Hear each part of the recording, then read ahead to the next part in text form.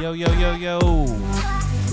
My name is Brandon. And I'm Deandra. And we are here to talk to you guys about living with a disability. We're going to call our podcast Pulling My Disability Card. Pulling My Handicap Card. I messed up already. I was wanting you to keep going, but okay. Anyways, so Deandra is my wife, and we have been married for less than a year now. 4 months to be exact. But to me, it feels like we have been married for a long, long, long time. You're so sweet, but that's not what we're here to talk about. Right. So, like I said, my name is Brandon, and I have spina bifida. Of course, spina bifida is something that you get at birth, and I'm just kind of fed up with how society is, giving us a label and kind of throwing us to the side. So, So he's pulling his handicap card. And we're going to talk about it because people put people with disabilities in a box, and they always want to kind of say, oh, they're disabled, so they can't do this and they can't do that. So Brandon is saying, I'm going to pull my handicap card then. Since y'all want to place me in this box, I'm going to pull the card and we're going to talk about it, and now y'all got to listen. Right. So just some background on not disability in general, but Brandon's disability, spina bifida. So like, what is that? Like, we throwing this term out here. Like, what is spina bifida?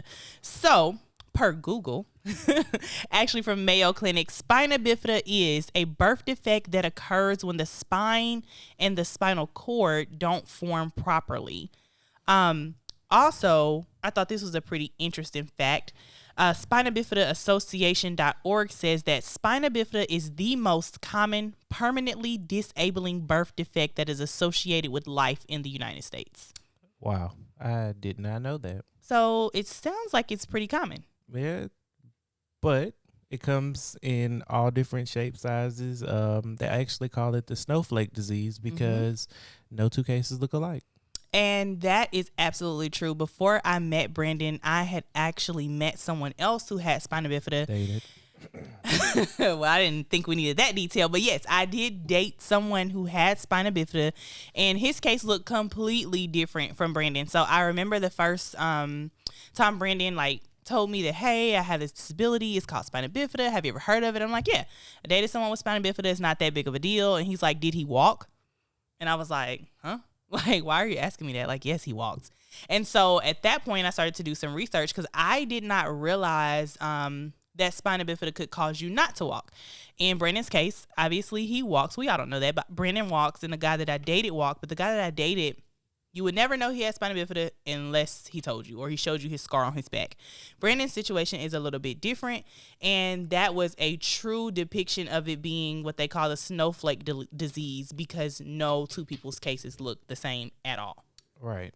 And I have a little mentee that his case looks totally different than mine. If he walked in the room, if you were not looking too hard at him, you could not tell that he had spina bifida. Yeah, so we're just going to have some real life conversations about living with disabilities, dating with disabilities, the discrimination that those who encounter or have a disability go through on a day-to-day basis, and we're just going to be live and raw. So before you dated the first person that you knew with spina bifida, how did you come across, when you came across a person with a disability as an adult? Not as a kid, because kids don't know any better sometimes. So as an adult, did you look at people different, or how did you? So just in general or dating? Just in general. So I have a huge heart. My degree's in psychology. I love people, and I've always been drawn to the underdog or the outcasted person.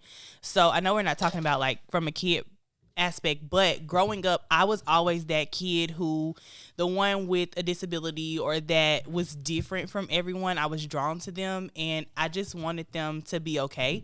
I just wanted them to feel normal and to have friends, and if they're sitting in a corner, I'm gonna come talk to you. So I feel like it was the same thing as an adult. if I encountered someone who had a disability or something that was just different about them, I would try to make them feel included. And sometimes included meant not looking at them differently or like staring at them. For So sure. sometimes it sounds crazy, but sometimes including them meant almost as if they were invisible. And I say that because everybody else would be kind of like staring and whispering and being awkward and Right. didn't know what to do. Right. So from my perspective, it was DeAndre, act normal. Like, they're normal. There's nothing that needs to stand out about this situation. Like, just treat them normal. If you're going to have a conversation with them, cool. But if not, like, keep going about your day. I don't stop random people on the street and just like stare at them or ask them questions. You know what I mean? Right. So it was more so just like, if I wanted to have a conversation, then okay, open up a conversation. But if not, like, I just kept it moving, or I might smile or wave or, That's what's up. yeah. So did you ever think you would date someone with a disability, like a physical disability? And that's I'm sorry, I don't mean to cut you off, but that's my whole thing. Like, on this podcast, I plan on talking about physical disabilities, and not saying that the other disabilities aren't important, but I can't talk to a mental disability, or I can't speak to, it's a lot of that I can't speak to because I don't know.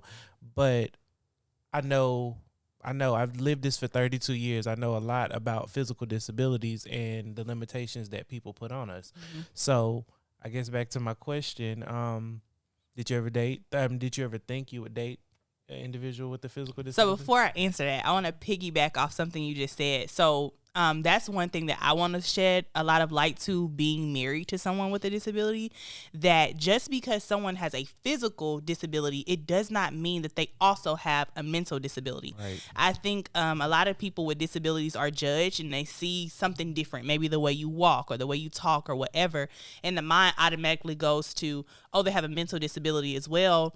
And so they don't get the opportunities or the credit that the rest of us receive. If you see a random regular person walking down the street, you don't think, oh, well, they have some type of issue. But if you see someone walking a little different, your mind automatically goes to, they can't do this. Like, you limit them. You Right. start to put them in a box. Right. And I know that's not this episode, so I'm not going to dig too deep, but that is one thing I want to shed a lot of light on. And so to answer your question, I don't think that is something that I ever thought about. I don't think I ever pondered on, will I date someone with a disability? Like, no, I don't think that's a thought that most people have. At least I didn't. But I wasn't opposed to it, obviously. So my whole thing is about people and just like genuineness. So going back, and since you opened up the door, going back to the first time I did encounter someone with a disability or date someone with a disability that just so happened to be spina bifida, there was nothing different about that situation than dating a normal person, other than the fact that he disclosed to me that he had a disability. There was nothing that I could see in the physical that told me that he had a disability. So that situation was completely normal. Now that I have been with you and I know more about spina bifida, there are some things that I can pinpoint that were part of his disability that he just didn't know. He was not, and I think I've heard you talk about this a little bit, he did not know much about his own disability, especially because he was so high functioning. Like, this gentleman went into the military and, all these different things. So he just hadn't taken the time to do the research about it because it wasn't really affecting him. But then when I met you, and of course your situation is different, it's Right, still right. not extreme. Right. You're very high functioning, you work, whatnot. But there are some things with your situation, like the way that you walk, that can't be masked. It's just who you are. It's Right. just, how you function, and that's totally fine.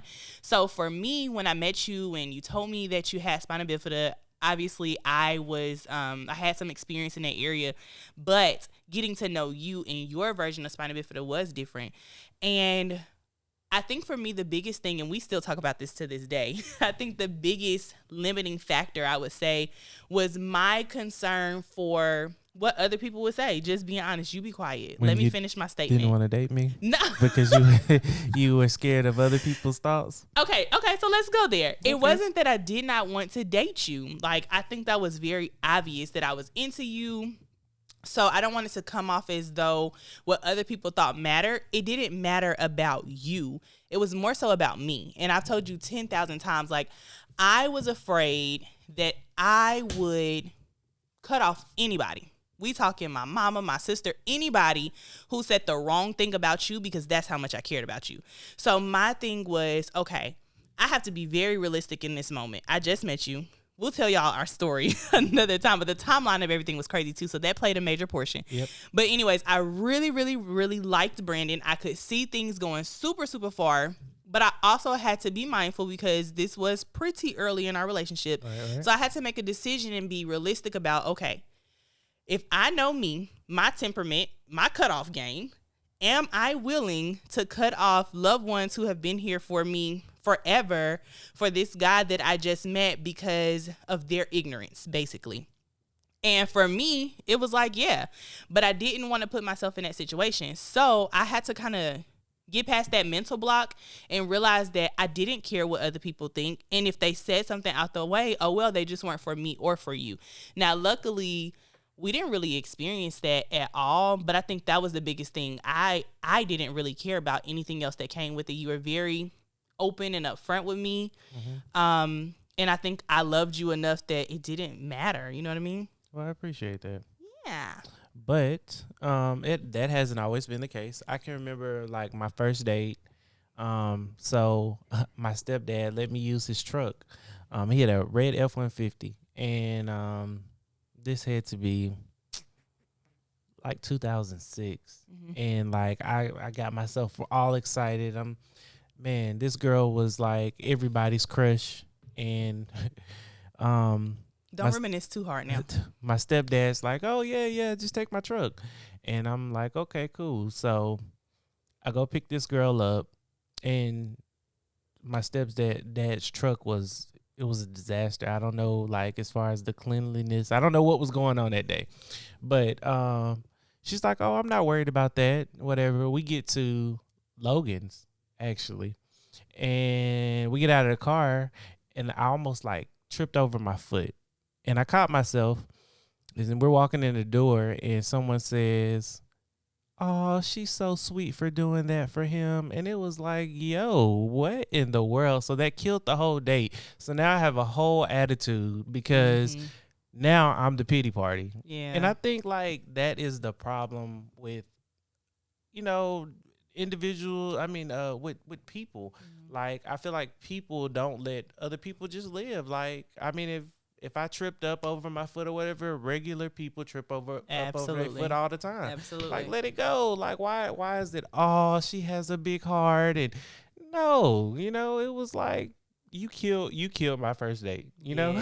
Dang, you never told me that story. It's just crazy, man. That is crazy. It's crazy.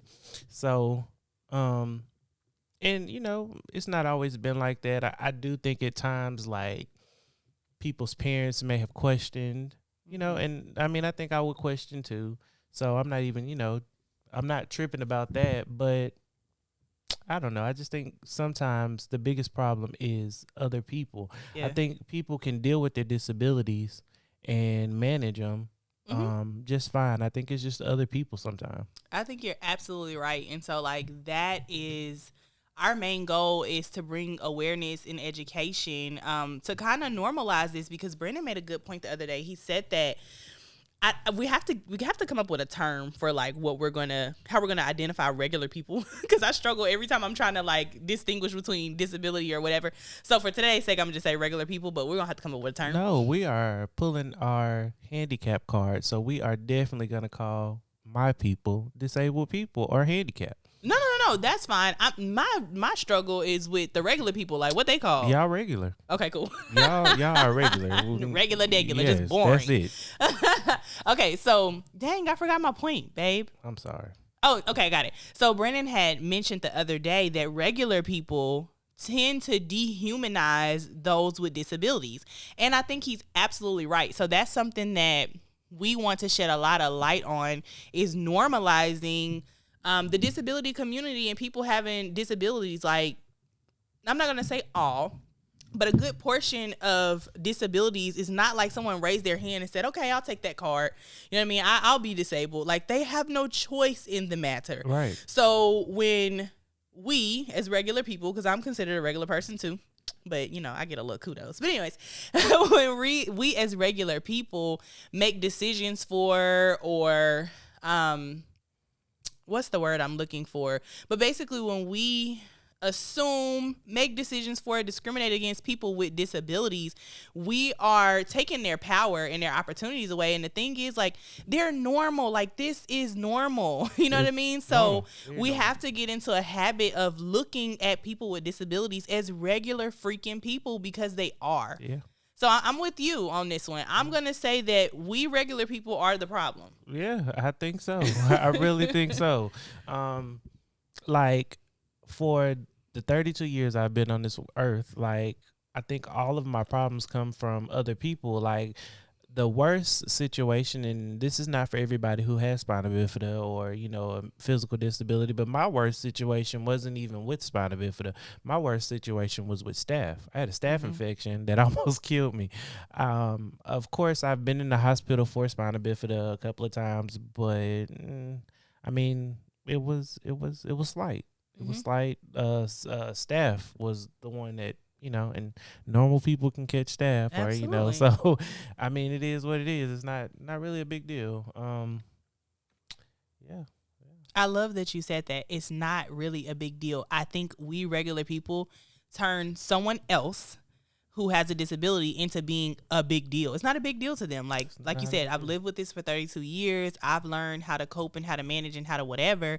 And from what you're saying, and obviously I know, but from what you're saying, like, life's pretty freaking simple. Like, yeah, in the beginning there may have been some challenges, but you've had 32 years to figure out, Brandon, and your disability. Yeah. You manage it. Right. So I guess that's just the point that I'm trying to stress, is that we regular people have to stop putting ourselves in position to control other people. Like, if we just worry about self, life would be so much better. Like, I think employers, that's another thing we're going to really come hard for. We are really going to talk about employers on this podcast. We are coming for employers. I'm in the HR field, so I see this all day, every day. And actually, my specialty is in leave and, like, disabilities and stuff.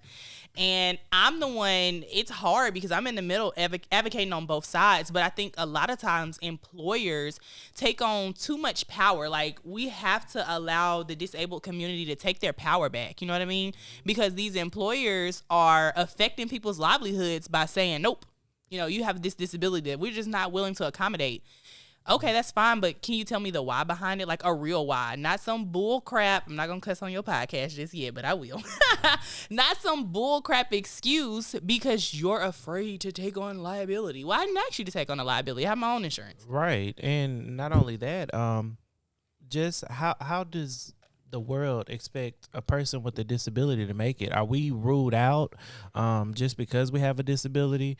Because a lot of doors are shut. Absolutely. A lot of doors are shut. A lot of opportunities are shut.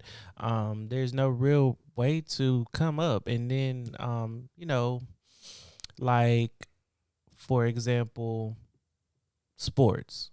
Like, yes, I do think there's, like, wheelchair basketball and all that stuff. But, I mean, I don't fit the description for that. I'm kind of stuck in the middle because I walk. And I'm not saying that people that walk don't play wheelchair basketball, but I mean, it's just kind of hard. It's kind of hard to put your mind in that place. I've never been in a wheelchair, so I can't put myself in a wheelchair with that mindset. And then I can't play normal basketball because I'm the last one to get picked, if I even get picked, because, you know, people discriminate. But what they didn't know was that you be balling on these hoes. No.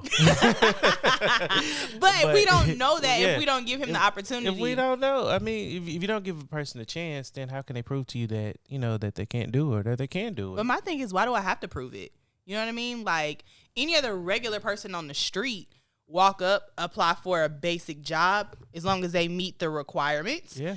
They're the best candidate, they're picked. But now that I've disclosed, because you asked, they asked on that form, now that I've disclosed that I have a disability, it's a whole topic. It's a whole thing. Yeah. Like, why do I have to prove to you? I wouldn't be applying for this job if I couldn't do it. And all of a sudden, I become a monster. I become something other than a human because now I have this disability, and you claim you don't know what to do with this disability, or you do with me because I have this disability. You know, but there's nothing for you to do, and so that's besides a whole let me work. I think that's another thing we're coming after, and not just employers, like the government, all of that, because Brennan touched on it a little bit earlier. And we're just giving y'all kind of an overcast of what to expect on this podcast, Right. but we're not leaving any stone unturned. So, I want to talk about how do the government expect for people with severe disabilities to live Not on this with just severe disability. So I would consider myself medium disabled. Not even that. I tell Brennan all the time, boy, you ain't disabled. I would consider myself medium disabled. So like I said, I'm right in the middle. So how am I supposed to have insurance, pay for medical supply, if I get hurt or something, pay for prescriptions, and just have a family? Like, I think they take that out. Like, so since you're disabled, you're not supposed to have a family.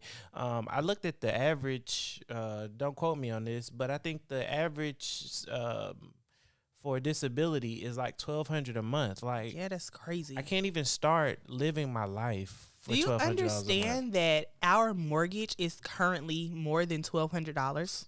But And when we were renting, it was more than $1,200. I guess I'm getting too fancy, and Because you have a nobody, because I disability. have a disability. So you're getting too fancy. You're not supposed to have a wife. You're not supposed to, have kids or a family. So it's just like, you stay there. You stay in your corner. We're gonna give you these $1,200, and you eat pizza and be quiet. Pizza? You think you can afford some pizza? That hot and ready is $5. Okay, that hot and ready. Yeah, Hot and yeah, ready. So yeah. not quality pizza. Not quality pizza. You can have, you know what? Why- You just hit on the point. You can have anything that you want, just not quality. Just not quality. Because you're not going to get quality living. For You get food stamps. So let's talk about your food stamps. What can you put on your food stamps? No, you can't put nothing on your food stamps. So, but anyway, I'm medium disabled, so I work every day. So I don't do I don't do food stamps or anything like that. But my work is limited. So it's only certain fields that I can do, and when I do those certain fields, it's only so high I can go because of I have a disability. And employers will tell you all day that that's not the case. Just come in and be qualified and whatever. But I've lived this. That's not the case. I've been turned around in fast food places. I've been turned around in government sectors just because I walk in and there I go walking with my sway. Yep. And as an HR specialist, I may be banned, outcasted, whatever, but I call bullshit. A lot of these employers are bullshitting. And then there's me, who luckily in a lot of my roles I'm able to manage this stuff, and I'm pushing back and they looking at me like, shut up. And I'm like, no. I appreciate you for it, but I wish more people would really just take the time. And I think the Social Security disability started in like 1975. I think I looked that up today. Come on, facts. So don't y'all think it's time to update this? Like, we really need to That's get a good point. some other stuff going. Like, my brother's gonna hate me for this, but why isn't there? I'm gonna pick on the military for right now. Why isn't there a job in the military because we all know the military has the best insurance. The military has great opportunities. You go to the military and you learn, and you can learn a trade. Like, the military should have a sector just for individuals with disabilities, as far as like pushing paperwork or. Don't limit yourself though, babe. It shouldn't be limited. It shouldn't be limited, but I can feel people saying, okay, well, nobody, if you can't shoot the gun or if you can't chase anybody or whatever. So let's limit it. If you're gonna limit me to something, limit me to something that I can really grow from. Don't put me at a vocational rehab and they're just, they just giving me a job, doing nothing. My health's getting bad. I'm just doing something just to check a box for vocational rehab. It's definitely just checking a box, and they get a kickback. Sorry, Yeah. they're getting some type of They're kickback. getting a kickback for it. So give me something that I can actually have a career and feed my family in. Since I cannot, and that's my thing. I think a lot of people will ask for a handout. I'm not asking for a handout. I just want the opportunity, same opportunity that you guys get to go play basketball, to go, do any sport. Hell, to be how many real life actors do you know that have a disability? there's not too many actors and actresses that have the disability. There's not nurses and doctors that have disabilities. Like, let's open some of these fields for people like me, because I can't get the disability. I can't make it off of $1,200 a month. Right. And I can't be a able-bodied person and just, it just don't change. I Right. hate when people be like, well, I'm fat and I don't have opportunities. I'm sorry, no offense, whatever, but fat is something you can change. I can't change this. I can't mask this. I can't take this off. Like, I can't get a surgery and bam, I'm healed. So those are some of the things that we're going to talk about on our podcast. Yeah. Yeah. So that's just pretty much a gist. I know we kind of like touched over a ton of different things, but we just wanted to prepare you. Like, if you're going to tune in, this is going to be a real raw conversation.